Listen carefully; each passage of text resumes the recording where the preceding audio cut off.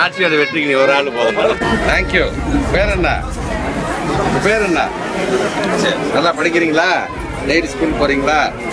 எத்தனாவது வகுப்பு படிக்கிறீங்க? 2வது காலை உணவு சாப்பிட்றீங்களா? அங்கே போய் நல்லா சுவையா இருக்கா? சரி, நல்லா படிங்க.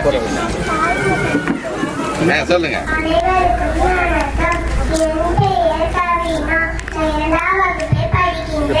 அரசியல் வரலாற்று சாதனைகள் பல படித்து வரும் தலைவர் ஸ்டாலின் அவர்களை பற்றி போராடி என்ற பாடலுக்கு ஏற்றாற்போல் பல அற்புதமான திட்டங்களை கொண்டு வந்தார். என்னை போன்ற குழந்தைகளுக்கு காலை உணவு திட்டத்தை கொண்டு வந்தார். என் டைபர்களுடைய நானும் ஒருவர். மாணவர்கள் வருகை குறைவதற்கு காரணம் வறுமையை சிக்கிட்டு உணர்ந்த காமராஜர் மதிய உணவு திட்டத்தை கொண்டு வந்தார். அதன் வழியில் தலைவர் ஸ்டாலின் அவர்கள் காலை உணவு திட்டத்தை கொண்டு வந்தார். இதனால் ஏழை எளிய மக்களுக்கு கல்வி எளிதிருத்தது.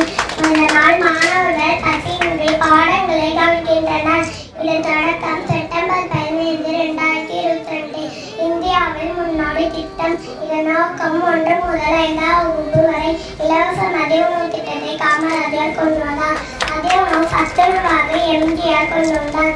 சத்துணவு சத்தான உணவாக கலைஞர் கொண்டு வந்தார். முட்டை, காய்கறிகள் தலைவர் ஸ்டாலின் அவர்கள் காலை உணவு திட்டத்தை கொண்டு வந்தார். நன்றி,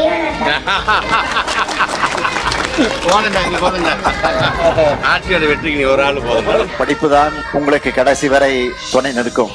அதுதான் உங்கள் வாழ்க்கையில உறுதுணையாக இருக்கும். தமிழ்நாட்டுடைய மாணவர்களுடைய படிப்புக்கு திராவிட மாடல் அரசு இருக்கிறது என்பதை நீங்கள் மறந்துவிட வேண்டாம். அதிலும் குறிப்பாக உங்க முத்துவேல் கருணாநிதி ஸ்டாலின் இருக்கிறார் என்பதை நீங்க மறந்துவிட வேண்டாம்.